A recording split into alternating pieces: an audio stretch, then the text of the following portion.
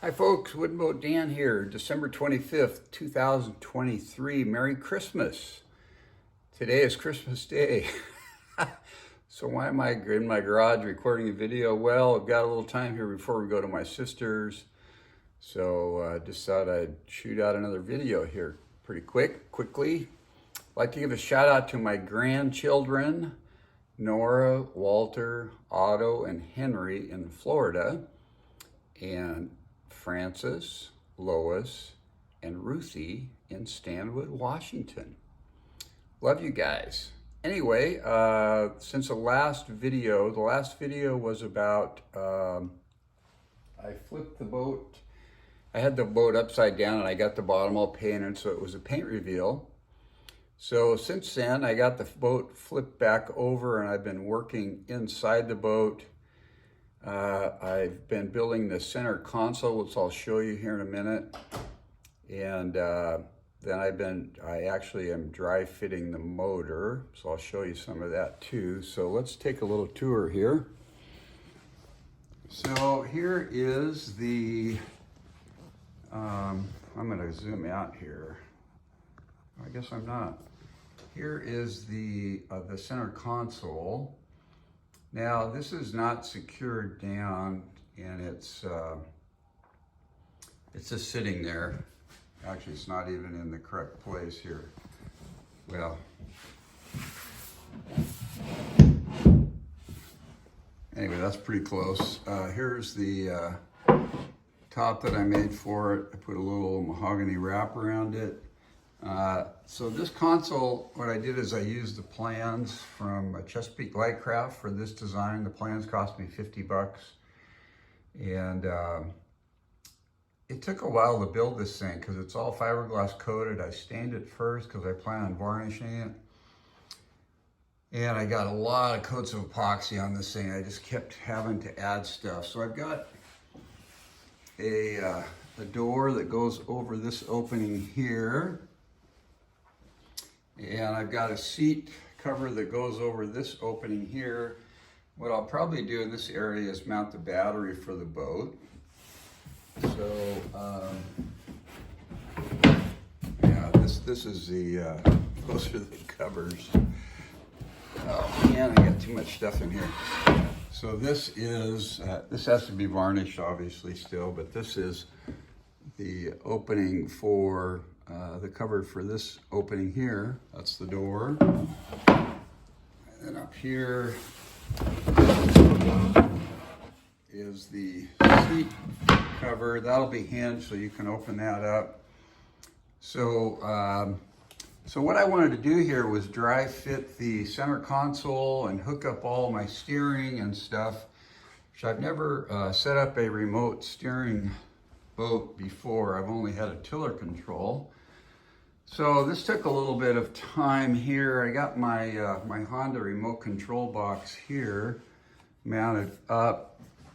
Now, traditional mounting, this box would be horizontal this way and it would be against the side of a boat, but since on a center console, I only have so much space, so I came up with that configuration, which you can see that the throttle handle here is lined up with the center of the steering wheel over here. So that was my goal there ergonomically, because I've got this set up to where I can stand at the center console or sit. So I'm actually going to be installing a removable seat here that I will use. So I got the steering cable all set up, and I drilled some holes here. And I made a mistake here. I drilled a hole that wasn't supposed to, I started out here, but then I decided I wanted to go closer this way. So I filled that, I've got to sand that off. So here I've got, there's a lot of cables on this thing. So here I've got a, this is the electric cable to control the electronics of the engine that goes to the engine. And then these two cables here are for steering, or not steering, for the transmission, forward and reverse, and for throttle. So those go down through there. You can see them there. And then my, this is the steering mechanism here. And that goes down through over here. That's a really heavy cable. So you can see it goes through the bottom section there, and it meets up with these other cables, and then those all come out through here, through the boat.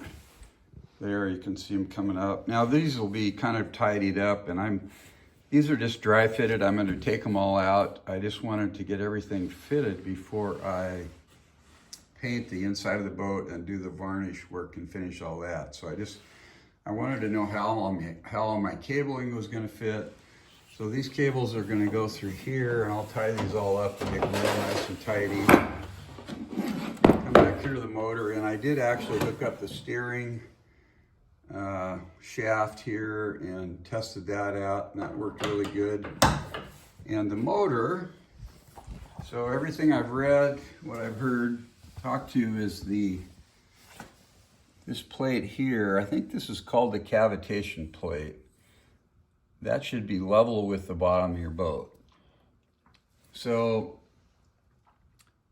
if I hang a board, I'll show you here.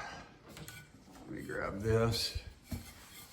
So if I put this flat against the bottom of the boat there, you can see it's very close to being level with this cavitation plate right there. In order to get it to that position, I put some temporary spacers on top of the transom here. These little blocks of Doug fir to hold the motor up where I wanted it temporarily. And that's about an inch there. Now I've read some guys that just bolt the engine up here and they don't worry about putting any kind of a spacer in there. But I don't like that idea. I want to put a spacer in where that gap is. So I made this little template here, and I've got to sand it. I just glued this up. I've got to sand it and shape it a little bit, but this will basically slide in here where those blocks are. I'll go across this way, and it'll match the transom because it's two layers of 3/4 inch plywood. So I'll get that all shaped up nice before the final mount of the motor. And then I did actually drill 2 holes, a hole there and a hole on this side for the motor. I did not do the top mounts here yet because I'm going to test the motor, make sure I like the height, and that way I can raise or lower it because this is in a slot here, this bottom bolt.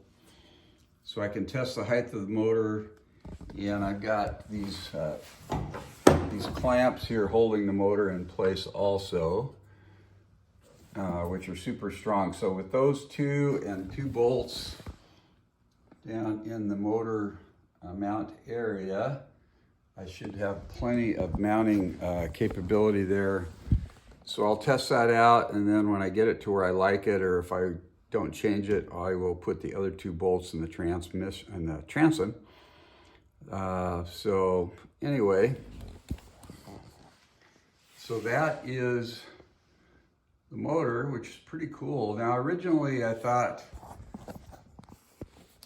it would sure be nice to be able to take this motor off so I could use a boat in some small lakes around where I live that don't allow a gas-powered motor to be on a boat when you fish or go out on the lake. So my last boat, I would take my motor off. It was a 15 horsepower tiller-driven Mercury. However, this is a 20 horsepower Honda that's remote controlled setup, so it's going to be bolted through the transom, as you already know, and all these cables hooked up to it, the one for the battery, throttle, transmission, steering, electric. So there's like 4, 5, 6 cables hooked up. So probably not going to be taking this thing off anytime soon. So that will just stay on the boat. So the next thing I will do, folks, then is I'm going to take the motor off and take all the cabling out, and I'm going to take the center console out of the boat, and I'm going to paint the boat inside, and the seats are going to be painted a bluish green, similar to this color here. It's on the, it's actually the hull of the boat. You can see it there. If you can see it, it's that green color. Wait, maybe you can see it here. It's this color right here. Seats are going to be that color, and then the floor, cockpit sole, and the seat combings, not the seat combings, the seat risers are going to be painted kind of a sand color, which is the color that you see right in here. If I can get this thing to focus, this color right in here. And then the gunnels are going to be varnished across here, but I will probably do some epoxy on them first. And then I have to do a little more shaping to my stem. I think I'm going to round the nose off a little bit here before I finish that. And I'll probably stain the gunnels too, so they match my center console and the transom, which are going to be varnished. So the transom, center console, and the gunnels will all be varnished. Anyway, as usual, the process of building the center console took quite a bit of time, more than I expected. By the time I assembled it and put the fillets in, stitched it together, put the fillets in, fiberglass cloth, all of it, put on, probably have 5 or 6 coat of epoxy over the glass because I wanted to have plenty of epoxy to sand so I would have nice smooth joints. Let's see what else, folks. I think that's about it for now. I will keep you posted on my progress. Have a very Merry Christmas. And after this ends, after I stop talking here, I am going to show some time-lapse video of some of the work I've done since the last video. So take care. Have a good Christmas. Talk to you later. Bye-bye.